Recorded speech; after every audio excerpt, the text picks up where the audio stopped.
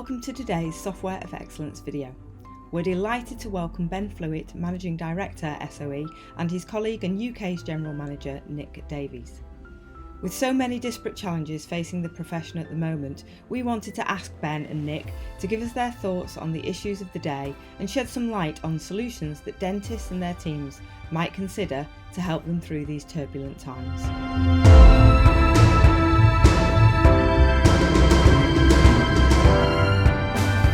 So let's start with dentistry in 2022. It's fair to say we live in a pretty crazy time in the world, right? I think the challenges that we see in dentistry this year are certainly new and nothing that I've personally seen in dentistry in the last 10 years. We're in a position where the market is going through a huge amount of turmoil on a backdrop where we're seeing that same in the kind of wider economy in the UK. You know, we're in a position now where we're seeing general inflation last month running at 9%. We've been at low single-digit inflation and base rates since the economic crash, since 2007. So there's been a lot of people that are coming through that have never seen inflation like this in their entire adult life. Right. It's very clear that NHS funding is not keeping pace with inflation, let alone wages, which seem, I think there's all evidence to suggest that wage inflation is running ahead of CPI inflation. The NHS funding is compounded a little bit by the fact that the NHS uplifts each year over the last few years have been slightly below inflation, although inflation has been quite low. But now that's being compounded year after year by this sudden spike in inflation where the NHS funding really isn't keeping up. So we've been gradually going underwater for a number of years, and now we're sort of really being plunged underwater. And there's a backdrop of that where we've had 2 years where people have been constrained significantly in their lives because of coronavirus. They've had more money going into their pockets and they're spending significantly less money. How many of us haven't been on holiday for the last, or proper away holiday for the last 18 months or so? And this means that there's actually a little bit more money going around in the general population that people are now spending on things that they want to spend the money on. And one of those areas is cosmetic work, including in dentistry.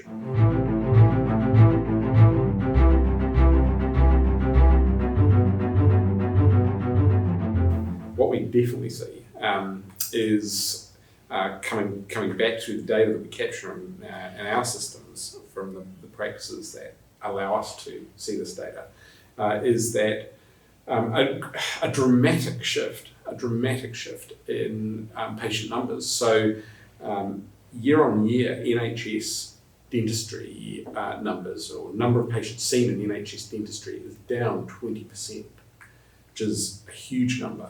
But we're only seeing a 5% increase in the number of patients being seen privately, which suggests to me that there's a 15% movement here, right? So there's 15% of patients are going somewhere and not being seen at all. I think what this means is that for dental practice owners, the business of dentistry has quite fundamentally changed. The focus has moved away from being the attraction and retention of patients as it was in 2019 for most practices, certainly for private, to attracting and retaining staff. We all see in the news at the minute the quite high-profile pictures of all of the NHS patients that are just unable to get in to see dentists. There's a big problem with access across the UK at the minute for NHS dentistry. Similarly, a lot of those patients who have the ability of moving privately, which means that the dentists that have private capacity have then been inundated with patients. So I think you're exactly right. Retaining patients has in the immediate past been less of an issue.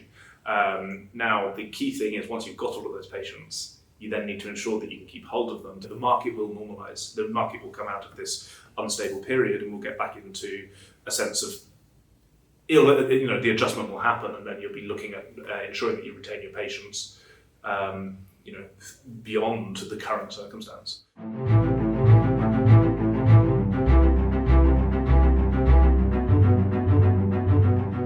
It's quite interesting how we see practices responding to this. I think what we see in some of the, particularly in the private practices, I think one of the really smart things that we see a reasonable proportion of our customers doing is they're starting to think about how they manage their patient bases through this time in order to capture a greater proportion of private customers.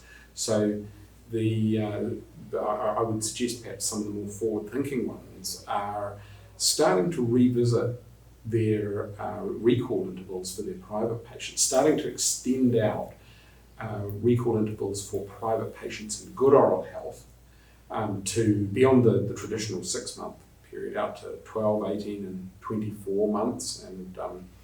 And that is, of course, providing them with greater or more free clinical time in an environment where there are a very large number of private patients looking for dentists.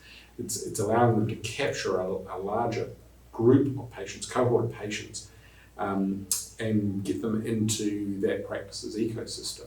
So that as we move back to perhaps a more normal environment in which attracting and retaining patients becomes a priority again, they then have a larger patient base that they're able to adjust how they care for those patients. And I think that's a key point there. If you're looking at your patient base and you've got patients that are in good oral health and clinically can absolutely sustain a 12 or an 18-month recall rather than the usual 6 months that we see across the industry, we certainly see in the data in a lot of the practices that if you move those patients out to 12 months, that patient still considers themselves absolutely to be a patient of that practice. They have their next appointment booked a year out rather than 6 months out. But because they're there, they're no longer on the market looking for a dentist. They feel that they've got a dentist, they feel that they're covered. But this enables the practice to, like you said, expand their patient population to ensure that they can take the number of private patients they see up from 3,000-4,000 to 5,000-6,000 on a managed basis. Yeah. In addition to that, with the move from NHS patients who had historically been on the NHS, but now find that they've got that little bit of extra cash and they want to invest in their oral health privately. On average, our customers have seen 30% private revenue increase where they do private dentistry. But there are plenty of our customers that are achieving 50, 60, 70, 100% private revenue increase over the last 18 to 24 months. That's an astounding growth within those practices of private dentistry. If you consider what's happening in the wider UK population, there is a huge proportion of people that cannot get dental care. And we as an industry, and when I say we, I mean dentists as an industry, we have to find a way to serve the population at large. And it is, in my view, quite reasonable to see patients that are in good oral health less frequently in favour of being able to make the dental capacity that we have got available to a wider proportion of the population. I think that is a very reasonable response in those circumstances. And the key point that I've seen in discussions that I've had with dentists is that yes, you can push a recall interval for a patient that's got good oral health to 12, 18, 24 months. But when you next see them, there's absolutely no reason why, if their oral health has deteriorated, you can't shorten that back to 6 months again, or even shorter if you need to get on top of a specific clinical issue. So the fact that you're moving, it's not like everyone all of a sudden has to go to 12 months, irrespective. I think the point of moving the recall intervals out is to ensure that you have a managed list, some that might be 3 or 6 months because their oral needs are quite high, and some which will be on 12 or 18 months because they're in very stable oral health and just need to ensure that they're not deteriorating at that slightly longer interval. So just coming back to the question of how we as an industry respond to the crisis that we have in the post-COVID world, about how we service the UK population with a diminished dental capacity and a backlog of need. And thinking specifically for a moment about the NHS piece, I think as we've started looking into how we can help customers through this, I think there's a few really big takeaways for me, but perhaps the biggest is, as we start looking into those numbers, what we see is that the average year to date UDA performance is sitting at 70%, which is dramatically lower than what we would normally expect to see. That's versus contract, of course. So which is dramatically lower than what we would expect to see in any normal year. And I think it's important to just call out that's the average we're seeing across all, our entire customer base. That's not like the lowest performing. That's the average. That's the average against the proportion of customers that allow us to see this data. The interesting corresponding point here is that the average utilisation across that cohort of practices of clinical time is 73%, which suggests that whilst of course you're never going to get clinical time and utilisation to 100%, that is not ever going to happen. But the gap in UDA target is approximately matched by the unused clinical time that exists in the surgeries in question. So if we were able to work in a more efficient way in the practice, there is a substantial opportunity for us to meet that unmet demand and get back towards the targets that have been set by the NHS.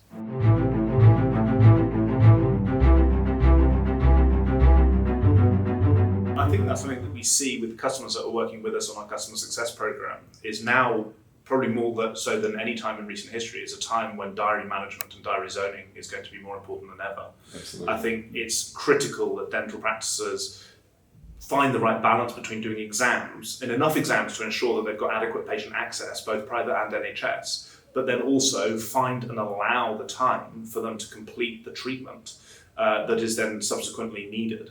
So from an NHS perspective, this also ensures that you're doing the right balance of just one UDA course of treatments after the other, but also balancing that in with your 3 and your 12 UDA course of treatments as well. But from a private perspective, it's seeing the right number of patients on your examinations, but then also balancing that out with the higher value, certainly higher revenue per hour clinical work that you'll want to do on top of the examinations. And it's about finding that right balance. And I think now the key thing is it's not just about revenue adjusting either for UDAs or for private income, but it's about finding that right balance for patient access and ensuring that you're growing your patient base where appropriate, or seeing your patient base that you've already got, maintaining that. And I think that that's now more important than ever. On top of that, one of the things that we're also seeing that's contributing towards that 73% chair time utilisation is short notice cancellations and fails to attends are actually spiking. We're seeing more short notice cancellations and fail to attends now in this post-COVID era than we did in pre-COVID times. There's a lot more flux, there's a lot more randomness going on, and patients are just not turning up as much as they used to. So it's also critical that you have the best communication practices to ensure that we minimise that and that we're not seeing across the industry just wasted time because we're not effectively communicating with patients. Our best practices that we're seeing on the customer success program are seeing cancellation rates and short notice cancellations and fail to attend rates of way under 1%, and they have much, much higher diary utilisation. So better use of that scarce resource of clinical and staff time, versus the average where we're seeing 5-6% of time wasted because of short notice cancellations and failed to attend. Staying on the theme of diary management for a moment, if you are an NHS practice, you live in a world where CPI is running at 9%, wage inflation is running ahead of that, and you have your ability to earn revenue per UDA is capped. The only thing that you can really do in order to lift your average hourly rate to respond to that is to manage your diary more effectively in favour of restorative work. And again, this actually benefits patients as well. If it allows you to spend a greater proportion of your time on patients with higher need at this time, perhaps in favour of a little less prophylactic work, then actually there's an argument to say that does make sense. So obviously with the NHS, you're not really able to change your UDA, rate. But so what you can do through that diary management is then just be able to increase the number of UDAs you're able to do per hour, therefore you're increasing your revenue per hour purely through diary management whilst still maintaining the same level of patient care. I think you're exactly right.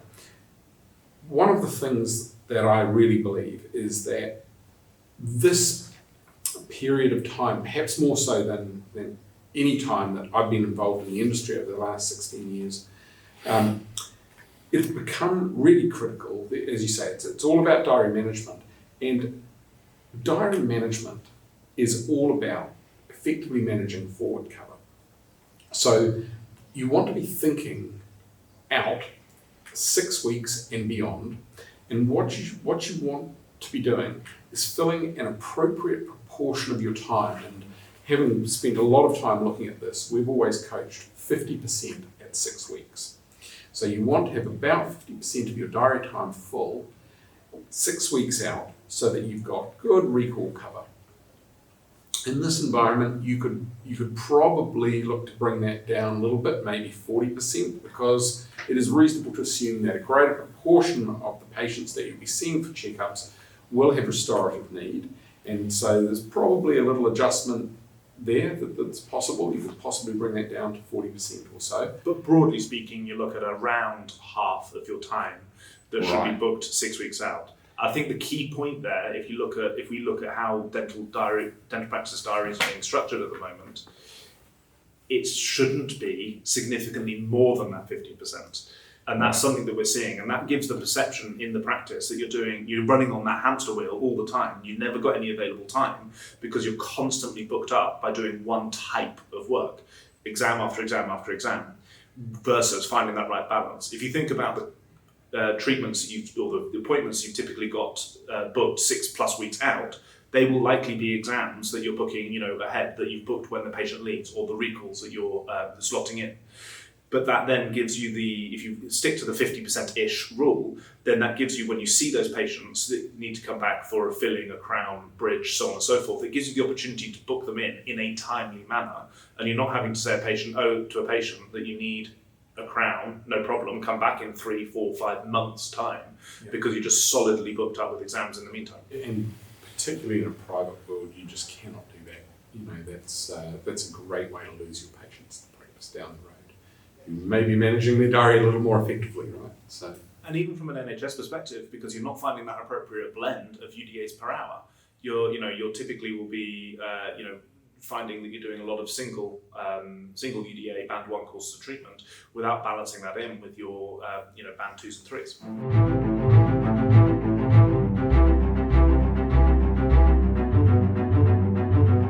One of the really interesting things that we have seen, particularly over the last 12 months, not so much in the early part of COVID, but really in the last 12 months, is a dramatic increase in average hourly rate. We've seen average hourly rates increase by about 1/3 in private dentistry.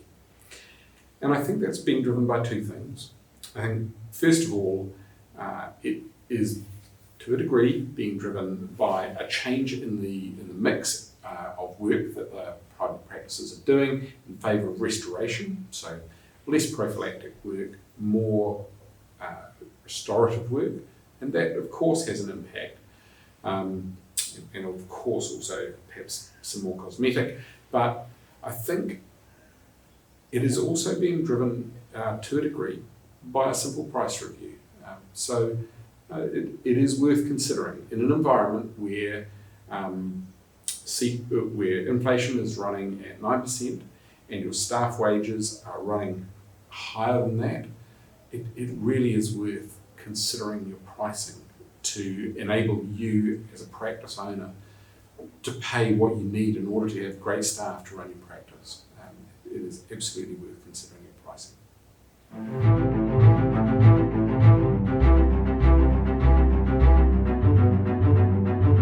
One of the themes that has really come up recently in almost every discussion that I've had with clinicians and with practice owners, and indeed with corporate groups as well, is that of reputation management.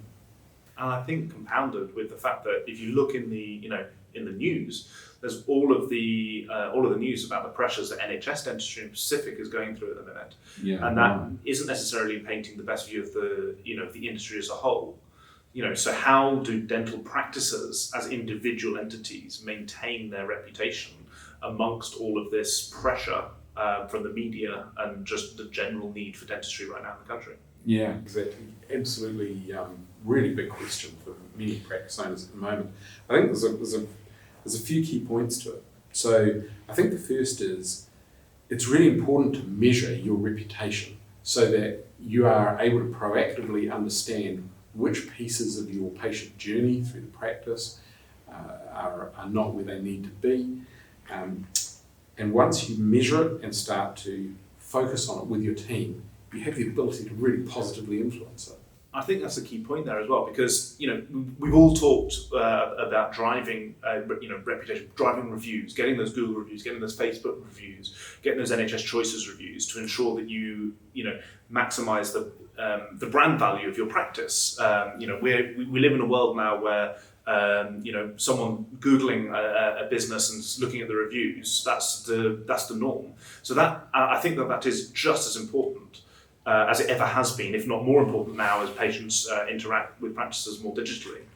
But I think you've absolutely hit the nail on the head for me, which is it's not just about driving those reviews, but it's about looking at the information that you're getting back from your patients and understanding what you're doing really well, and you can then maximise that, market that, and ensure that you maintain that great positive piece of work in the practice, but also where you might have gaps, where patients are leaving you 4 rather than 5 stars. You talked about online reputation management, and I think it's widely accepted that the key to managing online reputation management is to have an expression of satisfaction from a wider part of your customer patient base. So typically what you get, particularly on social media, is the view of your practice very often will be unduly influenced by a very small proportion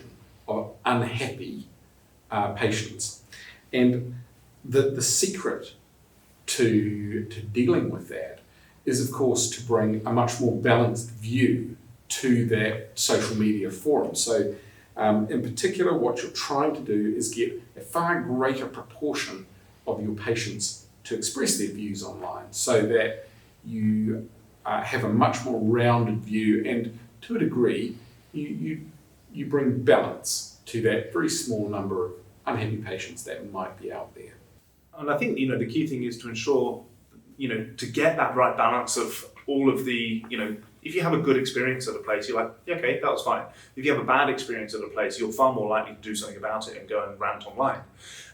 So it's about finding that balance. The way that you find that balance is to systematically ask your patients as they go through the courses of treatment and their appointments. And the best way of doing that and ensuring that you're doing that all the time and without having to worry about it at all is through automation. If you can do this automatically, you're not loading up, you're not burdening the staff with any more work, you're not having to ask them to, gather more information from patients as they're leaving the practice. You're getting this done automatically, and that's the key thing, because you can then rely on it to happen all the time without putting additional pressures on the dental team. Automatically and with very, very little effort from the patient. That's the key piece, isn't it? Oh, absolutely. You're still maintaining that great patient experience. Yeah, that's a real focus for our solutions. I think the last point I would make in respect of managing your online reputation is, again, it comes back to what we were talking about a little earlier. It's about having time to spend with your patients. Even if something does go a bit wrong, because in dentistry, sometimes, it doesn't matter how good a dentist you are, sometimes things go wrong, right? And if you have had just a little bit more time to engage on a personal level with your patients, to establish rapport, establish a relationship, it is far more likely that the patient will come back to you personally and give you the opportunity to correct the problem, rather than take to social media or file some sort of complaint. You have a far greater opportunity to manage your online reputation, and that in turn means far less stress and pressure on the clinicians involved in any issue that might occur. And I think that's a key point. I think if you think about any brand interaction you have across any industry, not just dentistry, but where everything goes perfectly well, as planned, it's like, yeah, okay, that went as planned. That kind of met my expectations.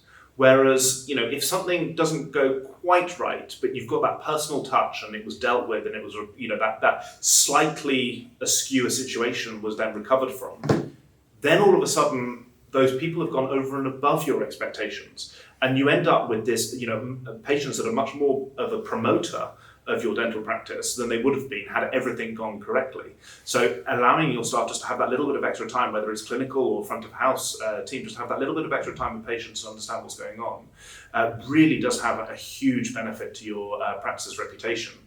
And the key thing is just allowing your staff to be able to do that by offloading all of the routine, mundane, repeatable tasks such as sign this bit of paper please, or can you fill out this form, or so on and so forth. All of this stuff absolutely you must do, but can be done by the patient ahead of time.